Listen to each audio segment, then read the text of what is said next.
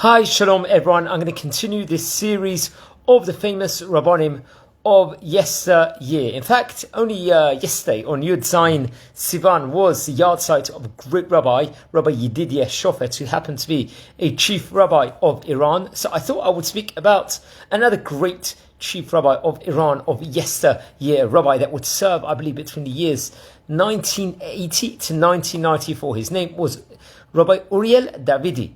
Great Rabbi, Zechet Tzadik Libracha, really great rabbi. I believe he was actually born in the English year 1922.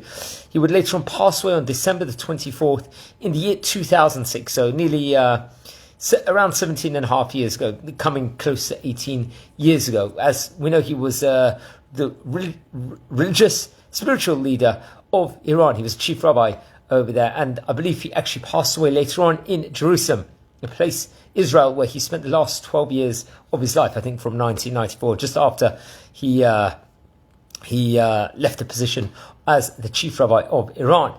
And it's actually interesting, he was descended from a long line of rabbis who preceded him, leading the Jewish community in Iran. And we've actually we did a separate video within regards to the chief rabbis of Iran, so maybe we'll dedicate a Jewish history video also. So it's actually interesting, his father was also a great Chacham Meir Davidi, and he was a great Torah scholar also.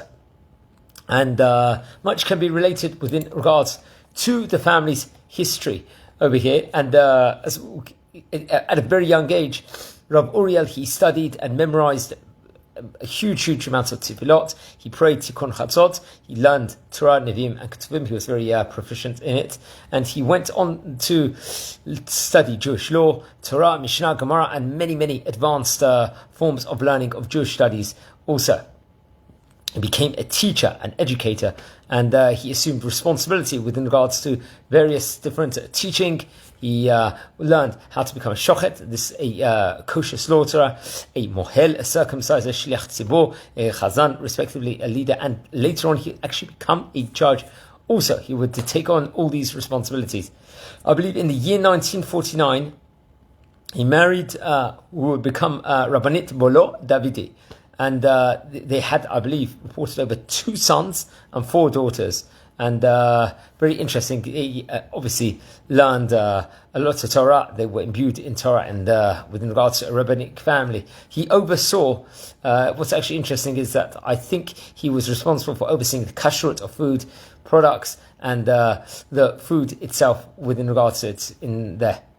Okay, and then I believe at one stage he would actually locate to Tehran. He actually spent, I believe, a point in time in Los Angeles, and in 1955 he actually went to Tehran and engaged as a teacher over there. He was, within regards to that, I think at that point in time in Tehran there was a newly found Torah educational network called the Otzah HaTorah. We spoke about it within regards to a video within regards to my great uncle, who was, I believe, the head of an Otzah HaTorah school in Kerman over there, and he worked in schools and educational networks that was connected and associated to Tehran Jewish community, if I'm not mistaken also. And later on there was obviously the Alliance schools also, that was another Jewish school that was in Tehran and many of the other countries also. He spent time, he was also checking the schools, also regulating within regards to what was being taught and trying to keep a high level of Torah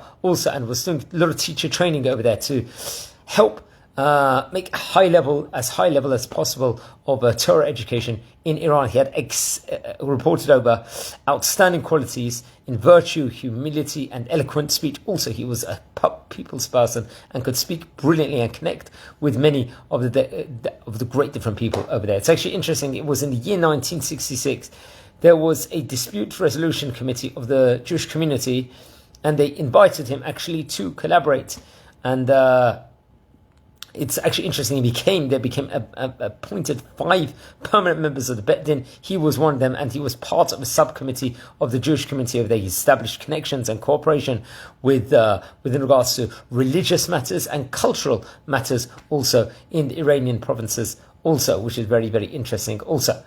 And now let's actually explore how the time period he became a chief rabbi. He became a prominent community leader in its own right, and especially in the late 1970s, Rabbi Davidi, along with the late chief rabbi, who was before that Chacham Yedidia Shofet, it was a yahrzeit yesterday on the 17th, they made annual visits, reported over to the Shah, Mohammed Reza Pahlavi, over there, who was, or simply known as the Shah, as we stated before. They were as representatives of the Jewish community, and I believe in 1979, shortly after the Islamic Revolution, Rabbi Davidi and Rabbi Shofet, along with a few other members of the Jewish community of Tehran, met with the new leadership of the Islamic Republic in order to preserve the rights of the Jewish community at that point in time. It was reported over. He was actually among the Persian Jews itself. He was known as Hacham Uriel. Hacham is obviously another word that they use in the Sephardic countries as Rabbi Uriel. Naturally, obviously, he became the chief rabbi of Iran. I believe a long tenure, which would last from 1980 till 1994. He gave many spiritual Torah lectures, especially predominantly on the Shabbat afternoon. It was famous for. I believe the Bet Knesset, the synagogue in Tehran, was called the Darvaz Dolat Synagogue, which is a very famous one. Maybe we'll speak about that. Also, he performed many different wedding ceremonies over there, and he was obviously a mohel, as we related before. Also, and I believe on the English date, January the 17th, 1994, after his tenure as a chief rabbi of Iran, he moved to Israel. He moved to Jerusalem over there.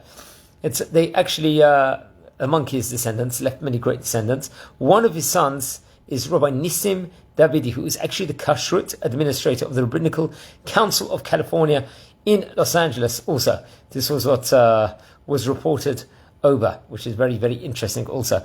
He is also certified as a mohel, as his father and paternal grandfather were before him. So it was a line of mohels, great mohels also. Now what's interesting also, there's a famous singer in America currently, a Jewish ultra-Orthodox singer called Uriel Davidi. I believe that is his grandson also, and he's a very famous singer also, which is very interesting. I actually listened to quite some of his songs also. It's actually, just to go back to his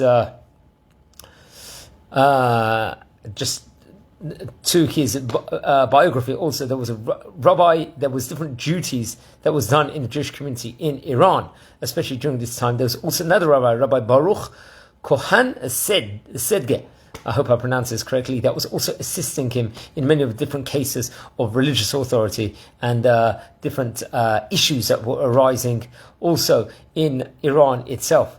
And the reason why it was reported over, why he stepped back from his duties, which was in the year 1994, was because it was also partly because of health issues. It was reported over, but there was obviously a huge overload of responsibility. So obviously a 15-year tenure as a chief rabbi is obviously a very long period of time to actually be the chief rabbi. It was reported over, I think he passed away on, there's two different opinions. One opinion said that he passed away on the 24th of December in 2006, and another one says that he was passed away on the 25th of November 2005. So I'll have to double check on that. He was around 81 years of age when he passed away, if I'm not mistaken, also.